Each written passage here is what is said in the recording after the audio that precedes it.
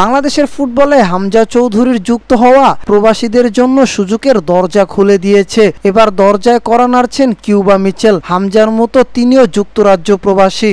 সান্ডারল্যান্ডের বয়সভিত্তিক দলের মিডফিল্ডার মিচেলের পুরো মনোযোগ এখন লাল সবুজের দিকে। ৮ বছর পর প্রিমিয়ার লিগে ফেরা সান্ডারল্যান্ডের বিবেচনায় নেই মিচেল। স্থানীয় ম্যাকম নিউজকে মিচেল বলেন, এখন আমার সামনে যেসব সুযোগ রয়েছে সেসব আমি কাজে লাগাতে চাই। নিবন্ধনের সময় পার হয়ে যাওয়ায় বাংলাদেশের হয়ে খেলা হয়নি আমার। এখন আবার অপেক্ষা করতে হবে অক্টোবর পর্যন্ত।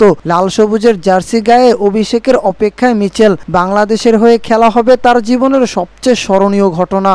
হামজার সঙ্গে ইতিমধ্যে কিউবা যোগাযোগ করেছেন, কথা বলেছেন বাংলাদেশের হামজার খেলার অভিজ্ঞতা নিয়ে।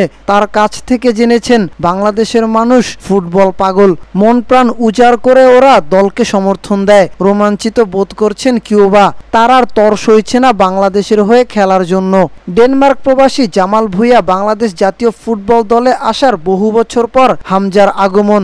এরপরে কানাডিয়ান প্রবাসী সমিত সোম ও ইতালির প্রবাসী ফাহিমুদুল ইসলামের যুক্ত হওয়ায় কিউবাদের জন্য সুযোগের দরজা খুলে দিয়েছে।